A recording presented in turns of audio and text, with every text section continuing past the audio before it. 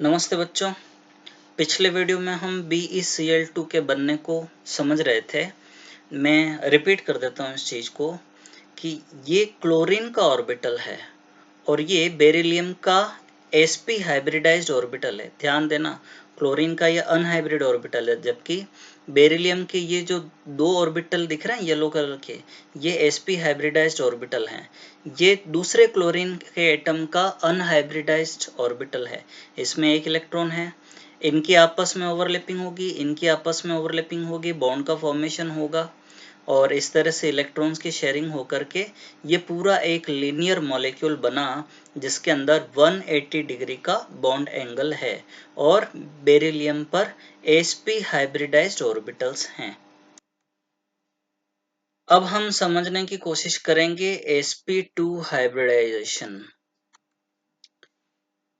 इसका जो नाम है उससे हमको पता लगेगा कि इसके अंदर एक तो s ऑर्बिटल पार्टिसिपेट करता है और दो p ऑर्बिटल्स पार्टिसिपेट करते हैं। इसको sp2 बोला जाता है, न कि sp स्क्वायर। इसको sp2 बोलेंगे, ये चीज ध्यान में रखना। सबसे बड़ा एग्जांपल BF3 के मॉलिक्यूल का। बोरॉन आपको पता है इसका एटॉमिक नंबर 5 होता है और 3 फ्लोरीन के साथ में बॉन्ड बना करके ये किस तरह से BF3 का मॉलिक्यूल बनाता है। ये तो जो कोसेल-लुईस कॉन्सेप्ट हमने पढ़ा था और कोवेलेंट बॉन्डिंग वाला कॉन्सेप्ट हमने पढ़ा था, जिसके अंदर बोरोन के साथ में 3 फ्लोरीन है। ध्यान देना, जैसे BeCl2 हमने पढ़ा, बस ऐसे ये भी है। इसमें भी हर फ्लोरीन के पास में 3-3 लोन पेयर ऑफ इलेक्ट्रॉन्स हैं और हर फ्लोरीन का ऑक्टेट तो कंप्लीट हो रहा है, लेकिन बोरोन का ऑक्टेट कंप्लीट नहीं हो रहा है। अब टोटल 3 इलेक्ट्रॉन पेयर्स हैं, वो अपने आप को इस तरह से एडजस्ट करेंगे ताकि इनके बीच में जो डिस्टेंस है वो मैक्सिमम हो और रिपल्शन मिनिमम हो। तो ये VSEPR थ्योरी के अकॉर्डिंग इसका शेप कैसा हो जाएगा, ट्राइगोनल प्लेनर, जिसमें 120 डिग्री का एंगल होता है। ठीक है। अब ये sp2 हाइब्रिडाइज्ड ऑर्बिटल्स कैसे बनते हैं ये हम देखें। बोरोन का एटॉमिक नंबर है 5, ठीक है, और electronic configuration 1s2 2s2 2p1। ध्यान देना, ये वाली जो शेल है ये पहली शेल है और ये दूसरी शेल है, सेकंड शेल है। अगर 10th क्लास का इलेक्ट्रॉनिक कॉन्फ़िगरेशन देखोगे एटॉमिक नंबर 5 के लिए, तो 2 एंड 3 यानी फर्स्ट शेल के अंदर 2 इलेक्ट्रॉन, सेकंड शेल के अंदर 3 इलेक्ट्रॉन होंगे। बस वही चीज यहाँ पर भी है, 11th क्लास में आप लोगों ने पढ़ा हुआ है। ये फर्स्ट शेल का हो गया जिसमें 2 इलेक्ट्रॉन्स हो गए और ये सेकंड शेल का इलेक्ट्रॉनिक कॉन्फ़िगरेशन हो गया जिसमें टोटल 3 इलेक्ट्रॉन है, लेकिन उसमें 2 इलेक्ट्रॉन s के अंदर हैं और 1 इलेक्ट्रॉन p के अंदर है। तो अभी इसका इनिशियल स्टेज या ग्राउंड स्टेट में हम देखें इलेक्ट्रॉन्स का जो अरेंजमेंट, 2s के अंदर 2 इलेक्ट्रॉन्स हैं और 2p के अंदर 1 इलेक्ट्रॉन है। अब होगा क्या कि ये जो एक इलेक्ट्रॉन है ये जंप करके इस वाले ऑर्बिटल के अंदर आ जाएगा। तो यहाँ पर एक इलेक्ट्रॉन बचेगा, एक इलेक्ट्रॉन यहाँ हो जाएगा और एक इलेक्ट्रॉन यहाँ हो जाएगा, मतलब ये वाली कंडीशन आ जाएगी। ठीक है, ध्यान देना, 2s के कंपैरिजन में 2p की एनर्जी थोड़ी सी ज्यादा है और शेप तो दोनों के टोटली डिफरेंट है। अब ये जो 3 ऑर्बिटल्स हैं इनमें आपस में हाइब्रिडाइजेशन होगा तो 3 ऑर्बिटल्स मिलकर के 3 नए हाइब्रिडाइज्ड ऑर्बिटल्स बनाएंगे।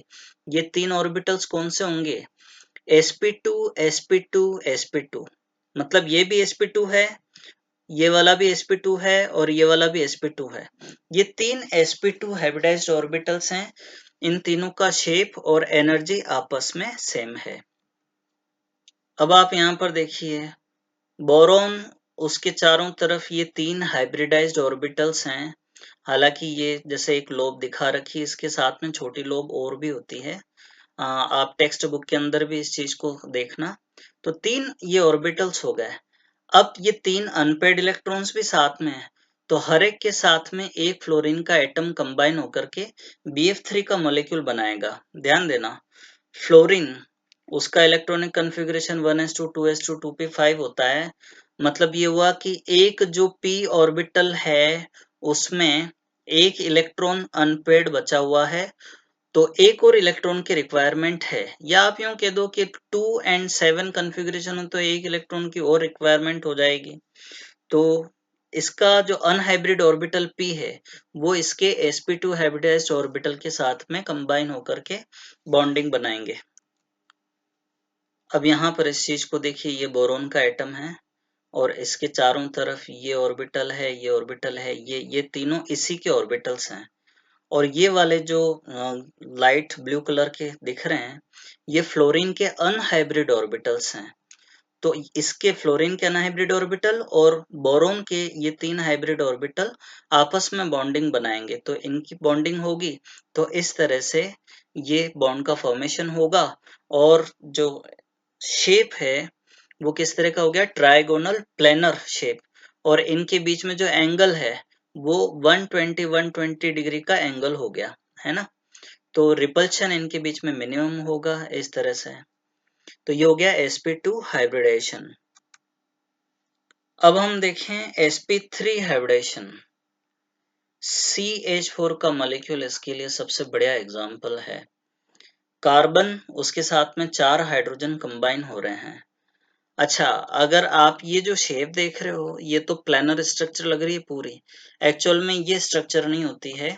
VSEPR थ्योरी में हमने पढ़ा हुआ है कि टेट्राहेड्रल स्ट्रक्चर होती है। अब ये भी एक प्लेन के अंदर दिख रही है लेकिन आपको इमेजिन करना पड़ेगा इसके अंदर कि जैसे अगर ये वाला कार्बन, इसके साथ में ये हाइड्रोजन और ये हाइड्रोजन, तो ये तीनों एटम अगर एक प्लेन में हैं तो ये हाइड्रोजन प्लेन से अंदर की तरफ आपको इमेजिन करना है और ये वाला हाइड्रोजन प्लेन से बाहर की तरफ आपको इमेजिन करना है।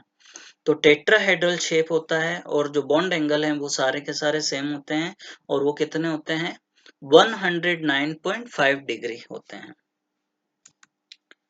अब हम समझने की कोशिश करें कि कार्बन में sp3 हाइब्रिडेशन कैसे होगा।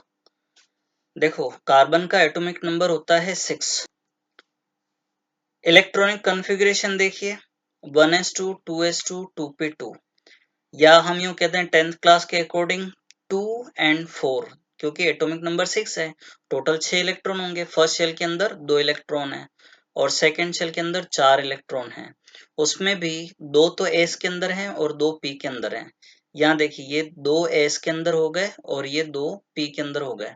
अब होगा क्या, एक इलेक्ट्रॉन यहाँ से जंप करके इस वाले ऑर्बिटल के अंदर जाएगा। तो यहाँ से एक इलेक्ट्रॉन जंप करके यहाँ चला गया। ये 4 अनपेड इलेक्ट्रॉन्स हो गए। इनमें एक तो s वाला है और 3 p वाले हैं।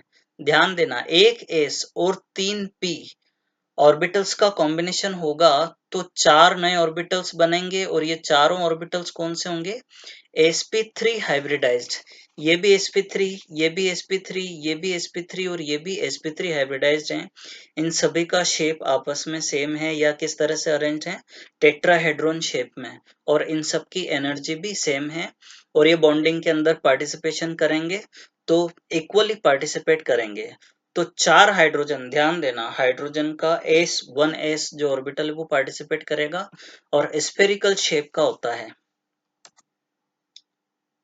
अब इसमें आप देखिए कार्बन के चारों तरफ ये 4 sp3 हाइब्रिडाइज्ड ऑर्बिटल्स अरेंज हैं 109.5 डिग्री।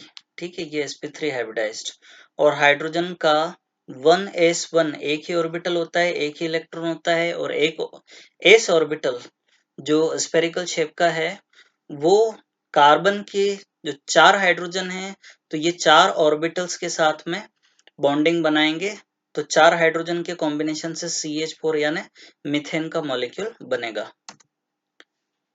अब इसके अंदर आप देखिए ये जो येलो कलर के आपको दिख रहे हैं ये कार्बन के हाइब्रिडाइज्ड ऑर्बिटल्स हैं और ये जो spherical blue colour, light blue colour के जो ऑर्बिटल्स दिख रहे हैं 1s हाइड्रोजन के, इनमें आपस में ओवरलैपिंग होगी, बॉन्ड का फॉर्मेशन होगा। तो वो इस तरह से ये चारों आपस में अरेंज हैं टेट्राहेड्रॉन शेप में। ठीक है, तो ये हो गया sp3 हाइब्रिडेशन। अब आगे के जो हाइब्रिडेशन हैं वो हम नेक्स्ट वीडियोस के अंदर पढ़ेंगे। आप लोग इनकी डिटेल स्टडी कीजिएगा, नोट्स बनाइएगा, मुझे सेंड कीजिएगा और आप लोगों की अगर कोई क्वेरी है तो उसको भी नोट डाउन करके रखिए और नेक्स्ट कभी गूगल मीट पर क्लास होगी तो उसके अंदर आप अपनी क्वेरीज साथ में रखिएगा और अपनी प्रॉब्लम्स पूछिएगा। Thank you very much.